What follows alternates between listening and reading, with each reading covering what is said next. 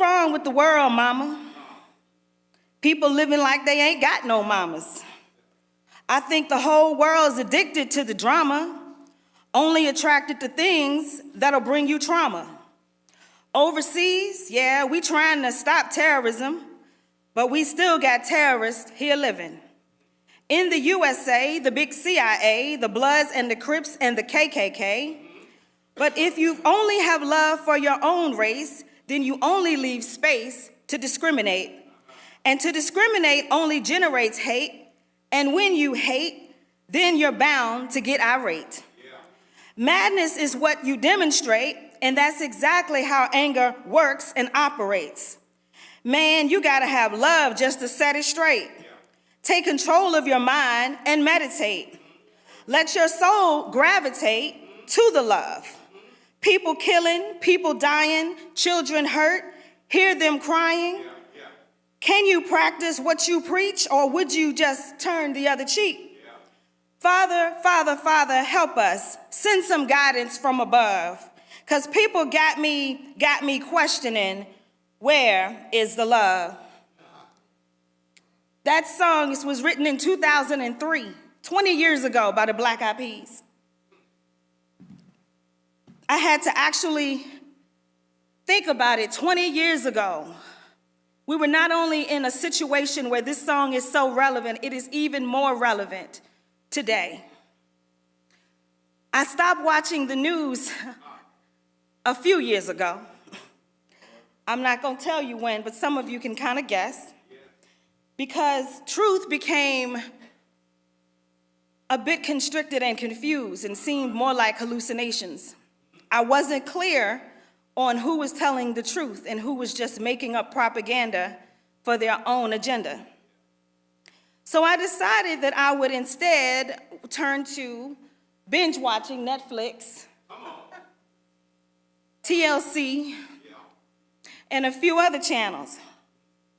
I was ready to love, blind love, ultimatums, Love Island, love before, during, and after lockup, 90-day fiancéing.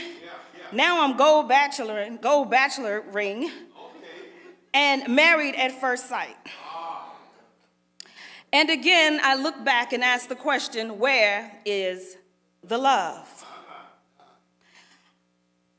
I decided to give up on television and pick up some of the many books I have in my library at home.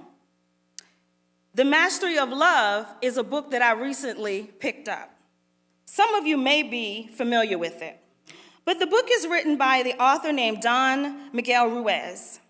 The book uses anecdotes and illustrations and examples to uncover emotional wounds and transform relationships by restoring love, joy, and freedom. The book begins with the following story entitled, The Master. Once upon a time, a master was talking to a crowd of people, and his message was so wonderful that everyone felt touched by his words of love. In the crowd, a man had listened to every word the master said. The master's words were so touching that he felt the urge to invite the master into his home. So when the master finished speaking, the man walked through the crowd, looked into the master's eyes, and said, I know you are busy, and everyone wants your attention. I know you hardly even have time to hear the words that I'm saying. But my heart is open, and I feel so much love for you that I need to invite you to my home. I want to prepare the best meal for you. I don't expect you to accept, but I just wanted to let you know. So the master looked into the man's eyes and responded by saying, prepare everything. I'll be there. So the master walked away. And after hearing these words, the man's heart was filled with love. He could hardly wait to serve the master and express to the master his love. Today would be the most important day of his life because the master would be visiting him in his home. So the man bought the best food, the best wine, even bought beautiful clothes to offer as a gift to the master. He ran home to prepare everything just as the master had requested. He cleaned his house. He prepared the most incredible meal. He set a beautiful table. His heart was full of joy because the master would soon be arriving. So after everything was prepared and ready for the master, the man waited anxiously for the master to arrive. When he heard a knock at the door, he readily opened it, but instead of the master, he found an elderly woman. She looked into his eyes and said, I'm hungry. Can you give me a piece of bread? The man was slightly disappointed because it was not the master. But he looked at the woman and said, sure, please come into my house. He sat her where he had prepared a seat for the master, and he gave her the food that he had made for the master. But he was anxious, and he could hardly wait for her to finish eating. So, overtaken by his generosity, the woman thanked him and left. So once again, the man began to fix the table, clean up the dishes, prepare another meal for the master, when he heard a knock at the door. This time, it was a stranger who had traveled very far. The stranger looked into the man's face and said, I'm thirsty. Can you give me something to drink? Again, the man was a little disappointed because it was not the master. So he invited the stranger into his home and sat him in the place that he had prepared for the master. He served him the wine that he had purchased for the master.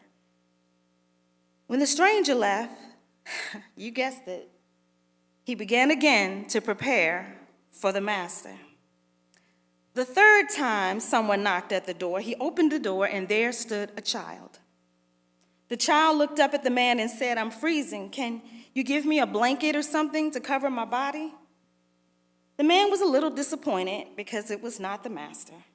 But he looked into the eyes of the child and he felt love in his heart. So quickly, he gathered the clothes that he had purchased for the master and he covered the child with the clothes. The child thanked him and left. Guess what? The man prepared again for the master, and he waited up very late into the night. When he realized the master was not coming, he was disappointed, but he immediately forgave the master. He said, I could not expect the master to come to this humble home. Although he said he would come, I'm sure something more important must have taken him elsewhere. The master did not come, but at least he told me he would, and that's enough for me to be happy in my heart. So slowly, he put the food away and the wine, and he went to bed. But that night, he dreamed the master came to his house. He was so happy to see him that he didn't even realize that he was dreaming. Master, you came, you kept your word. The master replied, yes, I am here, but I was here earlier. I was hungry and you fed me. I was thirsty and you gave me drink. When I was cold, you covered me.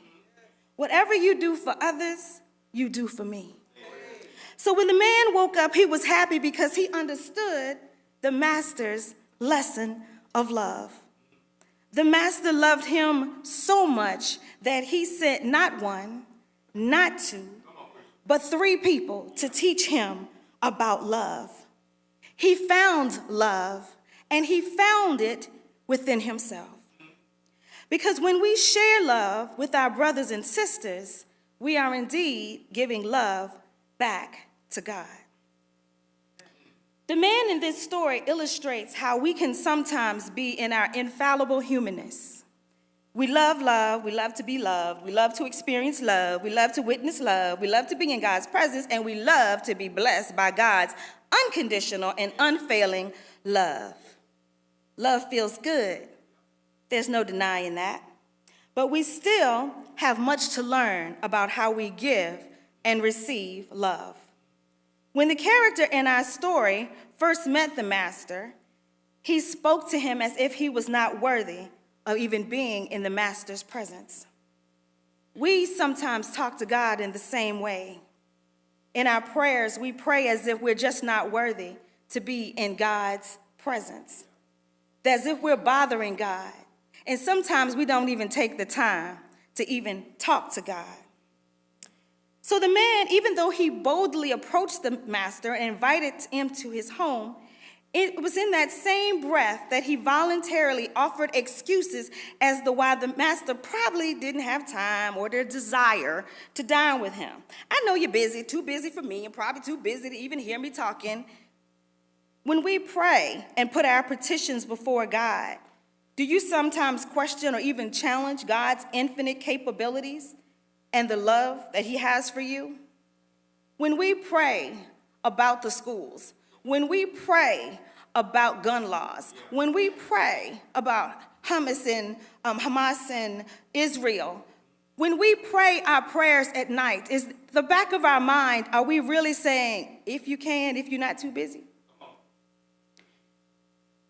We as believers have to take our statements in prayer and remember that our self-talk, our self-doubt that we bring in the corners of our mind, when we challenge God into what God can do, then we are challenging our own faith. As believers, we have to control our thoughts. We have to know that when we pray and we speak things, we have to do so as if they are. Who other than the one who made us can we go before, completely naked and vulnerable, but God? It is God that knows our heart. God knows our wants, our needs, and desires before we even verbalize them. Can you count the number of times you've witnessed God's power in the Bible? Can you count the number of times that you've witnessed God's power in our lives or in other people's lives? God has proven time and time again that his healing power, his provisions, his comforts, his miracles still stand today. In fact, I stand on the promise of God and God's impeccable track record when I say that stopping by my house and sitting with me during my time of need is more than possible for a God who can make the impossible possible. In our story, the man was slightly disappointed each time he served an unexpected guest. In fact, with his first unsolicited visitor, he was so anxious for her that he just wanted her to leave. When we serve our brothers and sisters, we should be, like my first point, which is be sincere in our actions. Romans 12:9 said we should love with sincerity. Our actions should come from a place of authenticity. We should have a willingness and a desire to love, not just because it's the right thing to do, but because it is what we sincerely want to do. Verses 9 and 10 said we should show devotion, compassion, and empathy as we cling to what is good. We should not be hypocrites, nor should our love for humankind be fake. The love of God that Jesus demonstrated on the cross is the foundation of how we should treat each other. When the master came to the man in a dream, we come to my second point in this message, that we need to learn to serve with selflessness. Verse 11 says, never to be lacking in zeal or intensity, but to keep your fervor, your spiritual commitment, and serve the Lord your God. Verse 12 reminds us to be joyful in our hope, patient in our affliction, and faithful in our prayers. We do ourselves a disservice when we try to get ahead of God's plan in our lives. Isaiah 55:8-9 says, for my thoughts are not your thoughts, neither are your ways my ways, declares the Lord. As the heavens are higher than the earth, so are my ways. Jeremiah 29:11 says, for I know the plans I have for you, declares the Lord. Plans to prosper you and not to harm you. Plans to give you hope and a future. The master gave the man a master class on love. A lesson not only in theory, but in practice. Romans 12:13 says that we should share with God's people who are in need, and we should practice hospitality. 1 Corinthians 13:4-8 says, if one of many biblical definitions that many of you are familiar with, love is patient, love is kind, it does not envy, it does not boast, it is not proud, it does not dishonor others, It is not self-seeking. It is not easily angered. It keeps no record of wrongs. Love does not delight in evil, but rejoices with the truth. It always protects, always trusts, always hopes, always perseveres. Love never fails.